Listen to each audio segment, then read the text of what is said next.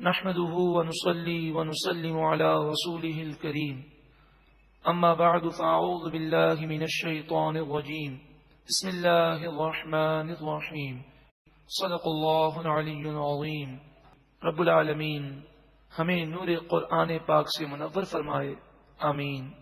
وذکر فی الکتاب موسیٰ، موسیٰ علیہ السلام کا ذکر کتاب میں آپ فرمائیے۔ انہ کان مخلصا، بے شک وہ اللہ کے چنے ہوئے بندے تھے۔ وکان رسولا نبیا، وہ رسول بھی تھے اور نبی بھی تھے۔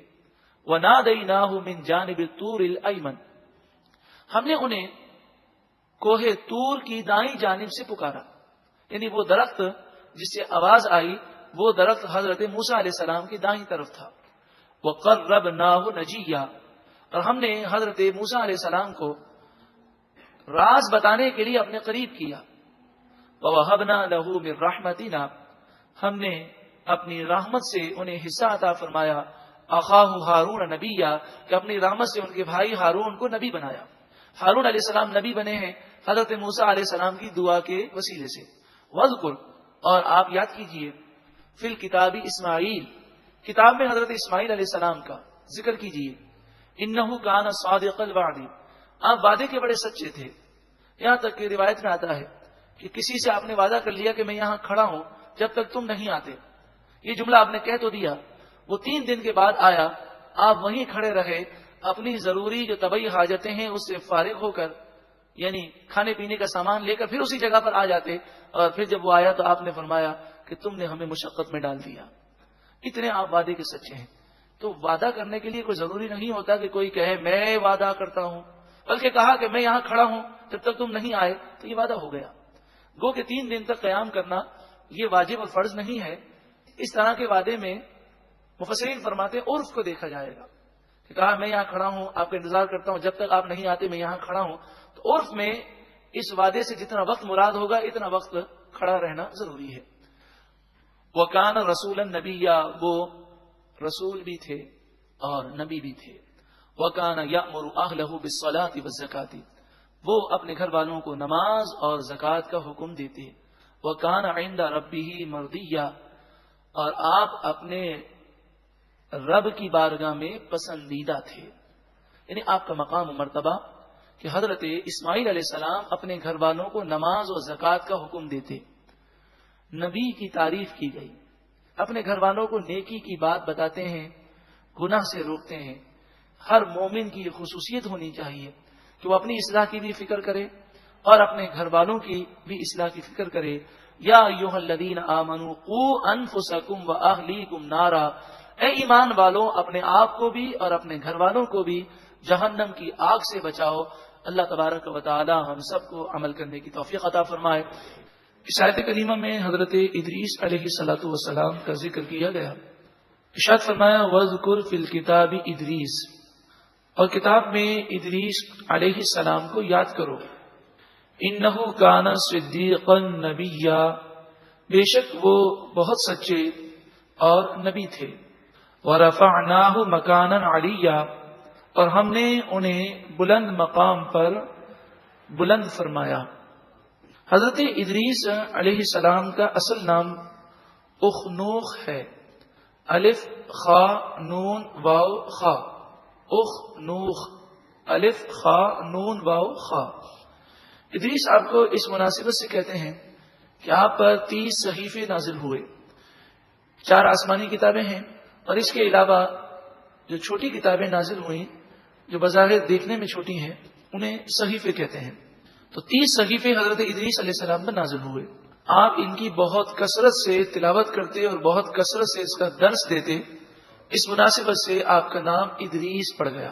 ادریس کے معنی بہت کثرت سے درس کرنے والا۔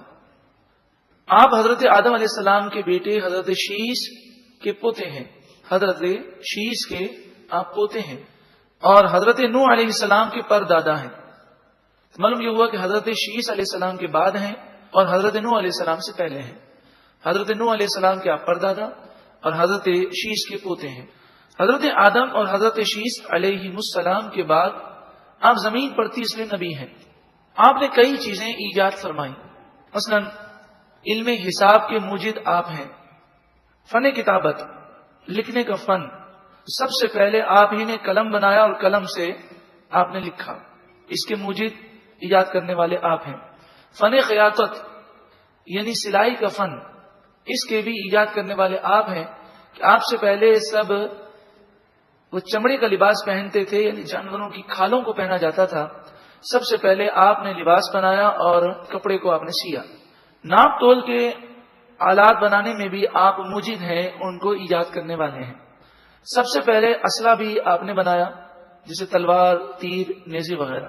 اور سب سے پہلے جہاد اسلامی کرنے والے بھی حضرت ادریس علیہ السلام ہیں کہ قابیل جو آگ پرست ہو گیا تو اس کی اولاد آگ پرست ہوئی. تو آپ نے قابیل کی اولاد سے جہاد کیا اور انہیں غلام اور کنیز بنایا. سب سے پہلے جہاد کرنے والے اور کافروں کو غلام و کنیز بنانے والے حضرت ادریس علیہ السلام ہیں. ایک روایت کے مطابق عراق کے شہر بابل میں آپ پیدا ہوئے. دنیا میں آپ 82 سال کی عمر تک رہے، 82 ایئرس. آپ نے ایک انگوٹھی پہنی تھی جس پر ایک تحریر لکھی تھی، الصبر مع الایمان باللہ یورث الظفر، جس کا مفہوم یہ ہے کہ ایمان اور صبر اگر دو چیزیں کسی کو نصیب ہو جائیں تو کامیابی اسی کے لیے ہے.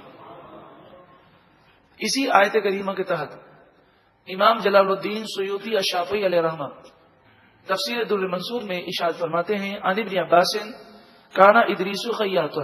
حضرت عبداللہ بن عباس سے مروی ہے کہ حضرت ادریس علیہ السلام وہ کپڑے سیتے تھے جسے ہماری اصطلاح میں درزی کہتے ہیں.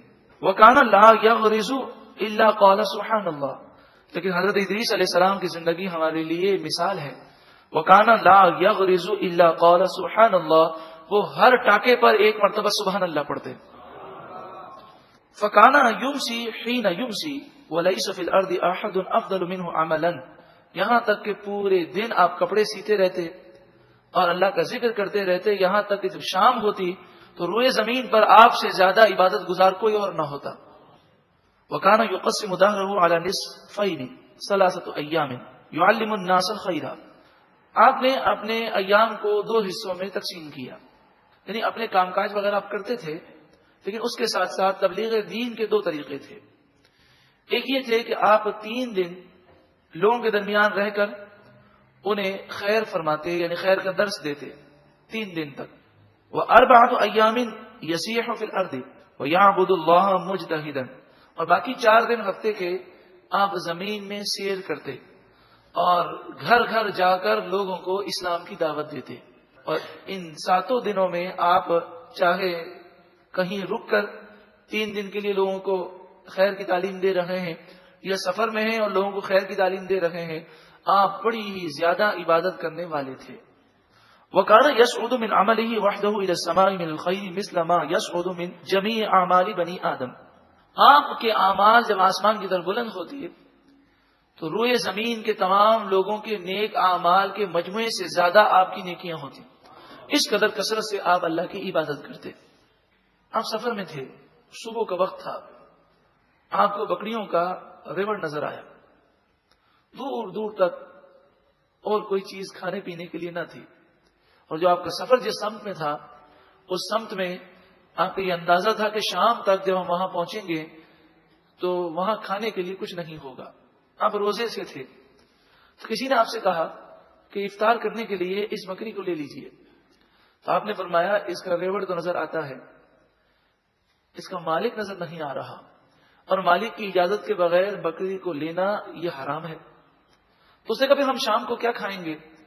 آپ نے فرمایا من حیث نمسی یأتی اللہ برزق فلما امسا اتاہ اللہ برزق الذی کان یأتیہ. آپ نے فرمایا جس نے ہمیں صبح کھلایا ہے وہی شام کو کھلائے گا. جب شام ہوئی تو اللہ تعالیٰ نے آپ کو غیب سے روزی عطا فرمائی. پھر اب کھا کے فارغ ہوئے اور اپنا سفر جاری رکھا تو آپ کو ایک باغ نظر آیا جو انگوروں کا باغ تھا. آپ کے ساتھ سفر کرنے والے نے کہا کہ کچھ انگور اپنے پاس رکھ لیجئے، صبح شہری میں کام آئیں گے، کیونکہ صبح جب ہم شہری کے وقت کہیں پہنچیں گے تو ہو سکتا ہے وہاں پر کچھ کھانے کے لیے نہ ہو. تو آپ نے یہی فرمایا ہمیں شام کو جس نے کھلایا ہے وہی شہری کے وقت بھی کھلائے گا. جب شہری کا وقت ہوا تو اللہ تعالیٰ نے غیب سے روزی عطا فرمائی. اس واقعے میں درس ہے کہ بندہ کوشش ضرور کرے مگر حرام ذرائع کو اختیار نہ کرے، جب حلال ذرائع اس کے سامنے ختم ہو جائیں اور حرام ہی نظر آتا ہو تو وہ اللہ پر بھروسہ کرے اور کہے کہ میں حرام نہیں کماؤں گا، میرا رب مجھے غیب سے روزی عطا فرمائے گا۔ وعن مجاہد قال رفع ادریس کما رفع عیسیٰ، حضرت امام مجاہد سے مروی ہے، یہ جتنے حوالے عربی چل رہے ہیں یہ علامہ جلال الدین سیوطی الشافعی علیہ الرحمہ نے در منصور، وہ کتاب جو آج سے آپ نے 500 سال قبل لکھی، اور یہ کتاب آج بھی پورے عالم اسلام میں بہت ہی پڑھی جاتی ہے اور بڑی مقبول ہے۔ اس میں یہ بات لکھی ہے کہ حضرت ادریس علیہ السلام آسمان میں اس طرح اٹھائے گئے جیسے حضرت عیسیٰ علیہ السلام اٹھائے گئے۔ نبی اکرم صلی اللہ علیہ وآلہ وسلم نے شب معراج ادریس علیہ السلام سے ملاقات چوتھے آسمان پر فرمائی تھی۔ حضرت ادریس علیہ السلام کی دوستی حضرت ملک الموت علیہ السلام سے تھی۔ ایک دن حضرت ملک الموت آئے اور آپ کے ساتھ 3 دن تک رہے اور کہا میں ملک الموت ہوں، میں اللہ کی رضا کے لیے آپ سے محبت کرتا ہوں، میں آپ کی عبادت سے متاثر ہوں۔ حضرت ملک الموت علیہ السلام سے انہوں نے کہا کہ میں یہ پسند کرتا ہوں کہ موت کا ذائقہ چکھوں۔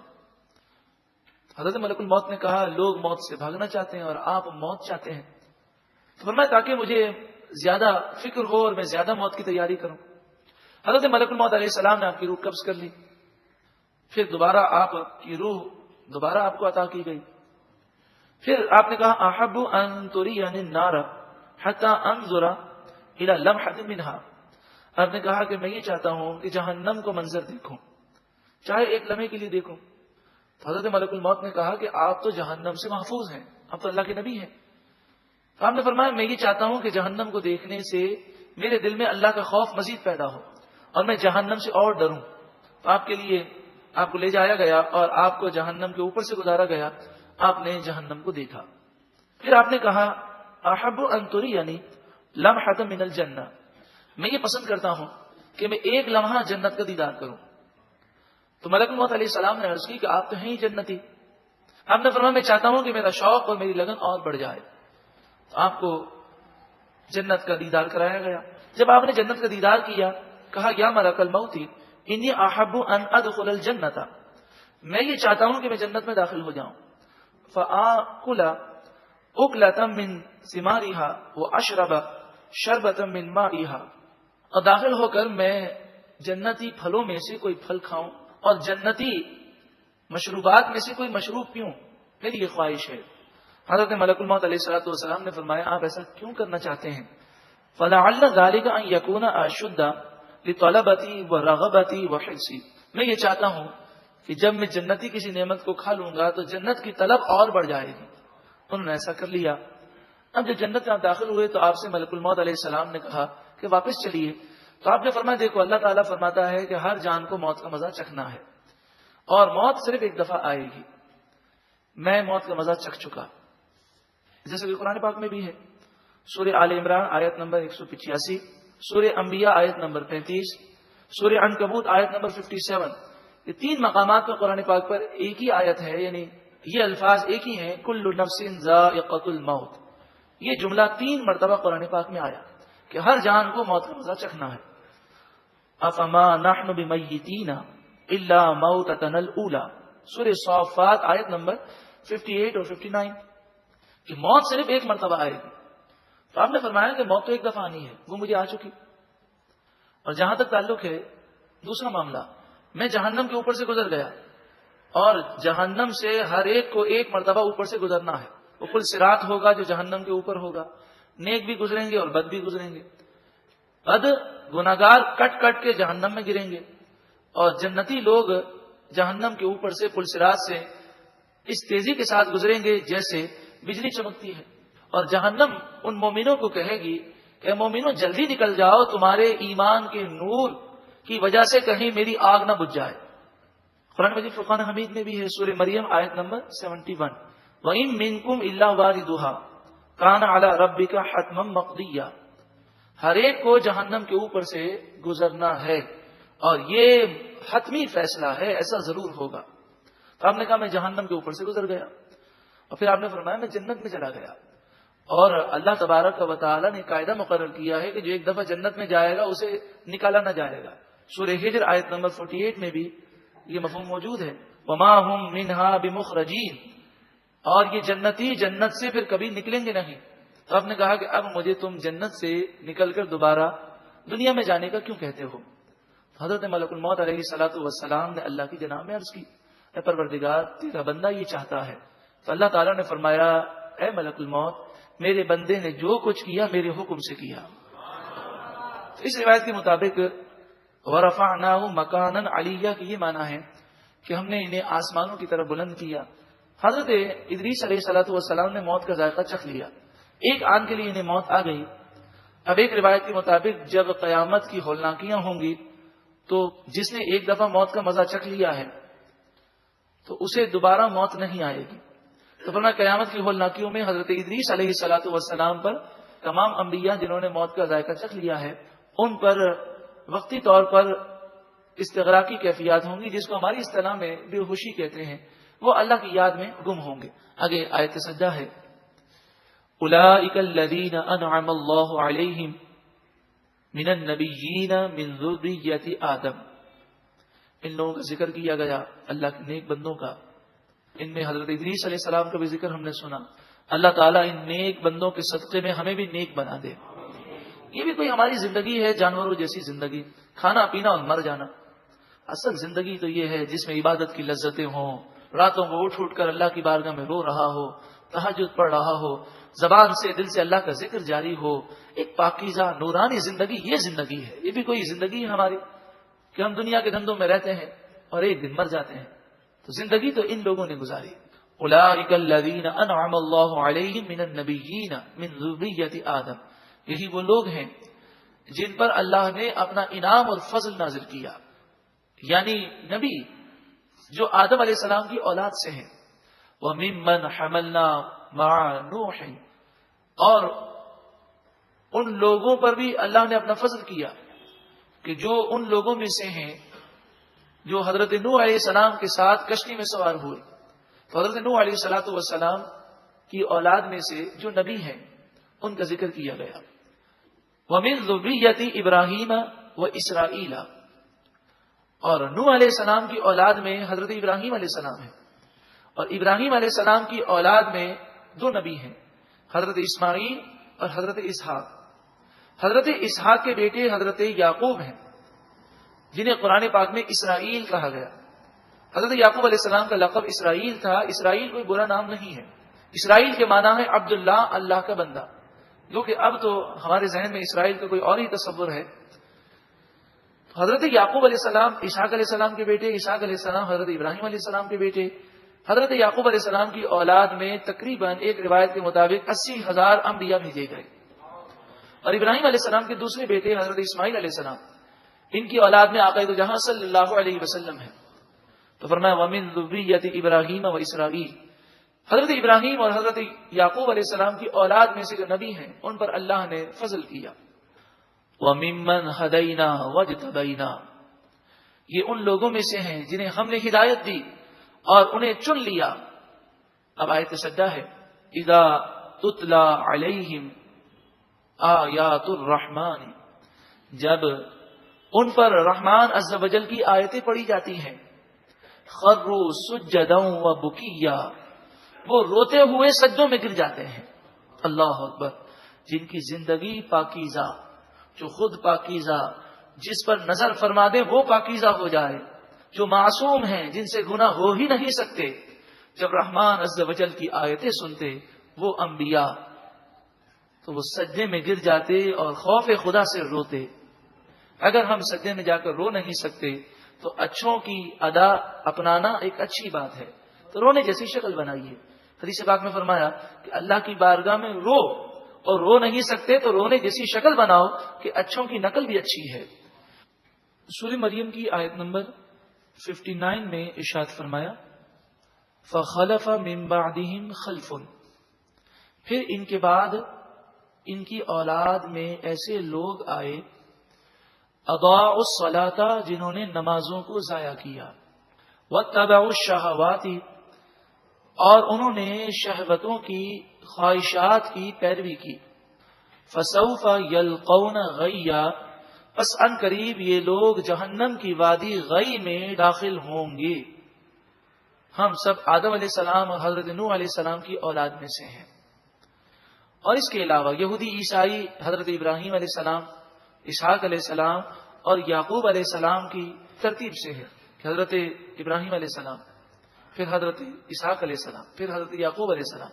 تو یہودی اور عیسائی اس دور میں حضرت یعقوب علیہ السلام کی اولاد سے تھے، اور مکہ مکرمہ کے رہنے والے کفار وہ حضرت اسماعیل علیہ السلام کی اولاد سے تھے. تو نبیوں کی اولادیں ہیں. ہمارے آبا و اجداد میں کیسے نیک و صالح لوگ تھے، ہمیں اپنے آبا و اجداد سے کیا نسبت ہے؟ کسی کو دیکھا جائے تو کوئی صحابی کی اولاد سے ہے، کوئی تابعین کی اولاد سے ہے، کوئی بزرگان دین کی اولاد سے ہے. لیکن کیا ہم جن بزرگوں کی اولاد سے ہیں، کیا ان کے نقش قدم پر ہم چلتے ہیں؟ کل بروز قیامت ہم ان کے سامنے شرمندہ ہو جائیں گے. اللہ شرمندگی سے محفوظ فرمائے. تو فرمائے ان کے بعد ایسے لوگ پیدا ہوئے جنہوں نے اپنے آباء و اجداد کے نقش قدم پر چلنے کے بجائے، نیک صالح بننے کے بجائے نمازوں کو ضائع کیا اور خواہشات نفس کے پیچھے چلے، وہ غی میں داخل ہوں گے. حضرت عبداللہ بن عباس رضی اللہ تعالی عنہما فرماتے ہیں کہ غی جہنم کی وہ وادی ہے جس سے خود جہنم پناہ مانگتی ہے. اس کے اندر جہنمیوں کا پیپ اور خون گرتا ہے، اور یہ جہنم کی سب سے خطرناک وادی ہے. اس میں بے نمازی کو داخل کیا جائے گا. بے نمازی وہی نہیں جو 5 وقت کی نماز نہ پڑھے، بلکہ بے نمازی وہ بھی ہے جو جان بوجھ کر 1 وقت کی نماز قضا کر دے. جو 1 وقت کی نماز جان بوجھ کے چھوڑتا ہے اس کا نام جہنم کے دروازے پر لکھ دیا جاتا ہے. اللہ تبارک و تعالی ہمیں پابندی سے نماز پڑھنے کی توفیق عطا فرمائے. اور دوسرا فرمایا وَاتَّبَعُوا الشَّهَوَاتِ. بتائیے فلمیں ڈرامے کیوں دیکھے جاتے ہیں؟ نامحرم عورتوں سے نگاہیں کیوں نہیں بچائی جاتی؟ کتنا افسوس ہوتا ہے کہ آج مرد اور عورتیں اس قدر شرم و حیا سے دور ہو گئے کہ غیر عورتوں سے یا نامحرم مردوں سے عورتوں کو بات کرنے میں ذرہ برابر بھی شرم نہیں آتی. دوستیاں کی جاتی ہیں، اور اب تو ہمارے معاشرے میں اس قدر بے حیائی عام ہونے لگی کہ اس دوستی کو کوئی عیب ہی نہیں سمجھا جاتا. حالانکہ جو عورت با حیا ہے وہ بغیر کسی شرعی ضرورت کے، کوئی شرعی ضرورت ہے، مجبوری ہے، کوئی مسئلہ پوچھنا ہے، وہ الگ بات ہے، بغیر کسی شرعی ضرورت کے وہ بلا وجہ کسی نامحرم مرد سے بات کر ہی نہیں سکتی. تو پھر دوستی کرنا نعوذ باللہ من ذالک یہ ایک مسلمان عورت سے بہت بعید ہے. اور اسی طرح مردوں کو بھی سوچنا چاہیے، جب ہماری نگاہیں پاک ہوں گی، ہماری سوچ پاک ہوگی، تو ہمارے گھر والوں کی بھی سوچ پاک ہو جائے گی. مکافات عمل ہے، جیسی کرنی ویسی بھرنی آخرت میں بھی ہے، اور دنیا کے اندر بھی کبھی کبھی اس کو بلکہ اکثر اوقات دکھایا جاتا ہے. بلکہ حدیث پاک کے مطابق انسان جو گناہ کرتا ہے اس کا رزلٹ ضرور آتا ہے دنیا کے اندر. ہمیں محسوس نہ ہو اور ہم کہیں کہ حالات اس طرح بدل گئے، یہ غلطی ہو گئی، لیکن حقیقت یہی ہے کہ گناہوں کی وجہ سے مصیبتیں، پریشانیاں، ٹینشن، فکریں آتی ہیں. وما اصابکم من مصیبت فبما کسبت ایدیکم. تم پر جو مصیبتیں آتی ہیں تمہارے گناہوں کی وجہ سے آتی ہیں. الا مگر من جو کوئی تابا توبہ کرے، وہ آمنا اور ایمان لائے، وہ عامل صالحا اور اچھے عمل کرے. جو اس آیت کو سن کر توبہ کر لے، ایمان لے آئے اور اچھے عمل کرے، فَأُولَٰئِكَ يَدْخُلُونَ الْجَنَّةَ. پس یہ لوگ جنت میں داخل ہوں گے. وَلَا يُظْلَمُونَ شَيْئًا. کچھ بھی ان پر ظلم نہ کیا جائے گا. جنات عدن التی وعد الرحمن عبادہ بالغیب. اس جنتوں میں باغات میں رہیں گے جو ہمیشہ رہنے والے ہیں. یہ وہ وعدہ ہے جو رحمان نے اپنے بندوں سے وعدہ کیا. بالغیبی غیب کا وعدہ ہے، تم نے دیکھا نہیں مگر اس پر یقین رکھو. انہ کان وعدہ مأتیا. بے شک رحمان عز وجل کا وعدہ ضرور پورا ہوگا. لا یسمعون فیہا لغوا الا سلاما. وہ اس جنت میں کوئی بیہودہ بات نہ سنیں گے. وہاں نہ لڑائی ہوگی، نہ جھگڑا ہوگا، نہ غیبت ہوگی، نہ جھوٹ ہوگا. ایسا ماحول ہی نہ ہوگا بلکہ ایک نورانی ماحول ہوگا. الا سلامن. ہر وقت وہ سلام سلام سنیں گے، سلامتی ہوگی، ایک دوسرے کو سلام کیا جائے گا، محبتیں ہوں گی، فرشتے سلام کریں گے، فرشتے اللہ کا سلام پیش کریں گے. وَلَهُمْ رِزْقُهُمْ فِيهَا بُكْرَةً وَعَشِيًّا. اور جنتیوں کے لیے صبح و شام رزق ہے. صبح و شام انہیں کھانے پیش کیے جائیں گے. صبح و شام سے مراد ہے ہمیشہ، کیونکہ جنت میں رات نہیں ہوگی، جنت میں اندھیرا نہیں ہوگا، بلکہ جنتی ہر وقت اللہ کے نور میں ہوں گے. تلک الجنۃ التی نورث من عبادنا من کان تقیا. اللہ اکبر. جنت کس کو ملے گی؟ فرمایا یہ وہ جنت ہے ہم اپنے بندوں میں سے بعض بندوں کو اس کا وارث بنائیں گے. کنہیں؟ من کانا تقیا، جو اللہ سے ڈرنے والے ہوں گے، جو خوف خدا کی وجہ سے گناہوں کو چھوڑ دیں گے، ان کے لیے جنت ہے. جبریل امین حضور کی بارگاہ میں حاضر ہوئے. نبی اکرم صلی اللہ علیہ وآلہ وسلم نے فرمایا کہ جتنی مرتبہ آپ آتے ہیں اس سے زیادہ نہیں آ سکتے، کیونکہ آپ کا آنا ہمیں بہت اچھا لگتا ہے. جبریل امین نے عرض کی وما نتنزل الا بامر ربک، ہم آپ کے رب کے حکم ہی سے نازل ہوتے ہیں. لہو ما بین ایدینا وما خلفنا وما بین ذلک، اللہ ہی کے لیے ہے جو ہمارے آگے ہے، جو ہمارے پیچھے ہے، جو اس کے درمیان ہے. یعنی ساری کائنات کا مالک اور خالق وہی ہے. وما کان ربک نسیا، آپ کا رب کسی بات کو بھولتا نہیں ہے.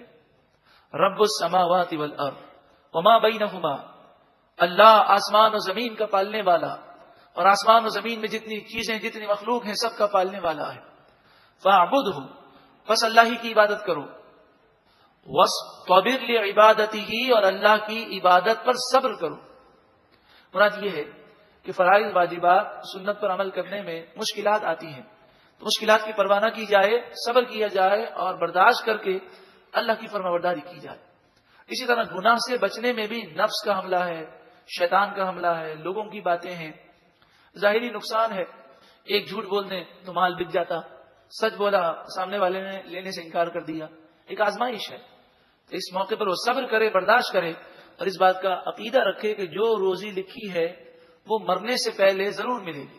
اس وقت موت نہیں آئے گی جب تک کہ جو روزی لکھی ہے وہ نہ مل جائے.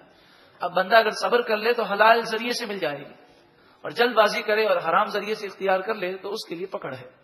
هل تعلم له سمیا، کیا تم اللہ جیسا نام کسی اور کے لیے پاتے ہو؟ ایسے نام والی کوئی شخصیت ہی نہیں ہے. ایک مرتبہ محبت کے ساتھ درود و سلام پڑھی. اللہم صلی علیہ